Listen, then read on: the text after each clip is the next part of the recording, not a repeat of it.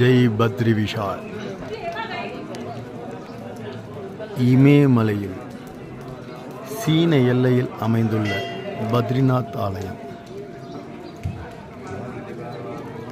இன்று 2/9/2024 அமாவாசை காலையில் 6 மணி. மிக சிறப்பான தரிசனம், விஸ்வரூப தரிசனம் பார்த்துருக்கோம்.